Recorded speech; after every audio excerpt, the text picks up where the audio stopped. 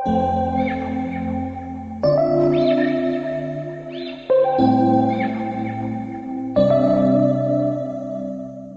we met. Oi, aqui é a Lília da Olhos de Lince. O vídeo de hoje é sobre problemas de artigo jurídico de citação em 2 erros, tá? Esse erro você está escrevendo um tratado maravilhoso sobre história e eu nem falo, fizeram. Oi, aqui é a Lília da Olhos de Lince e o vídeo de hoje é sobre um tema que pega muito autor e autora. Impressionante a quantidade de artigos jurídicos, dissertação, tese que tem esse erro primordial, que eu vou dividir aqui em 2 erros, tá? Esse erro diz respeito à questão histórica ali por trás daquele artigo que você está analisando, ou da questão legal, ou de alguma jurisprudência, ao histórico que veio antes, é claro, do que você está analisando. Qual que é o primeiro grande erro? Ficar várias páginas falando de história. Você vai falar, por exemplo, do trabalho subordinado, do requisito da subordinação no contrato de trabalho. E aí o que você faz? 50 páginas falando da história da subordinação. E aí você começa lá na Grécia, porque na Grécia os escravos, não sei o que, sendo que não tem nada a ver, são regimes totalmente diferentes. Quando você estudar a escravidão na Grécia, você vai ver que não é a escravidão que foi implementada aqui, ou seja, já começou errando. Segundo ponto, não precisa voltar tão lá atrás assim para falar de subordinação. A subordinação que você está falando é uma coisa mais recente, não é um negócio lá de trás que veio até hoje. A não ser que você esteja escrevendo um tratado maravilhoso sobre história, e eu tenho amigos que fizeram isso, e ok, mas se você está escrevendo um artigo aí que tem 15 páginas, 30 páginas, você não vai passar a maioria das páginas falando da perspectiva histórica. Então, pensando só assim, lá desde a Grécia aconteceu isso, aí depois foi aquilo, e nananã, até que chegou aqui. E aí, dentro desse nananã que você inventou na sua cabeça, porque normalmente a gente nem cita autores, o que é o segundo erro que eu vou falar daqui a pouco, dentro dessa questão de ir citando história, citando história, citando história, às vezes você começa a fazer o quê? Vai e volta, vai e volta. Então, tô lá em 2010, falando, porque em 2010 aprovou uma lei assim, assim, assim.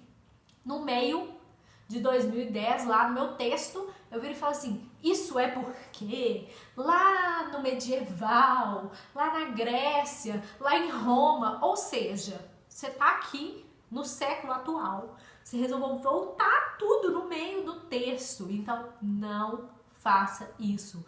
Primeiro, não volte atrás, porque senão você vai começar a falar bobeira, porque as épocas não são diferentes. Os regimes da Grécia, os regimes de Roma não são os regimes pós-capitalismo que a gente tem hoje, pós-revolução industrial, várias questões que se passaram depois que tornam essa comparação histórica muito difícil, muito difícil. Então, a não ser que você esteja fazendo um trabalho histórico, então pode fazer só uma pequena digressão, assim, uma coisa curta. Só que, mesmo quando a gente faz coisa curta, histórica, a gente costuma cometer o segundo erro, que é qual? Achar que a gente pode falar ou escrever no texto como se a gente tivesse vivido naquela época. Então eu tô falando lá, porque na Grécia era assim, assim, assim. Você viveu nessa época? Se você não viveu na época que você tá escrevendo, você precisa citar um autor de referência para aquilo que você tá falando. Ou seu autor é Wikipédia. Se for Wikipédia, para agora. Wikipédia não é fonte de nenhum artigo jurídico. Se teve que chegar num ponto de você consultar a Wikipédia, já tá errado. Pode parar, vamos voltar umas casas, né? Fazer umas outras coisas, procurar outros livros, porque o Wikipédia não é fonte jurídica, é uma plataforma colaborativa, então alguém pode entrar lá e escrever o que quiser e você tá lá citando coisa que a pessoa escreveu o que ela quis lá. Então, o Wikipédia não é fonte. E aí, quando a gente vai falar de períodos anteriores, se é que isso é necessário mesmo para o artigo, se eu preciso falar, eu vou consultar autores de referência naquele tema. Então, o Eric Hobsbawm, por exemplo, é um ótimo autor, aparece em muitos artigos jurídicos para falar de períodos históricos. E por que mesmo que eu tenho que fazer essa citação? Não é só porque eu não vivi naquela época, não. É porque os historiadores têm formas diferentes de ver aquele período histórico. Então, se você pega um historiador mais ligado ao lado liberal, talvez ele vá ter uma visão sobre eventos históricos que é diferente de um que está no lado contrário. Então, quem está lendo o seu artigo tem que saber em quem você se baseou para escrever sobre aquele período histórico, para fazer a digressão histórica.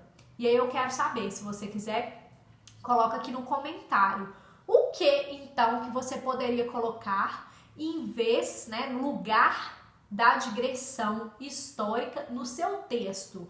Para começar assim, como que será que a gente começa um texto? Se tiver alguma ideia, coloca aqui que depois vai ter um vídeo sobre isso, o que colocar no lugar. Mas por hora, você não vai cometer esse erro de gastar páginas e páginas escrevendo sobre um período que você não viveu e, pior ainda, citando Wikipédia.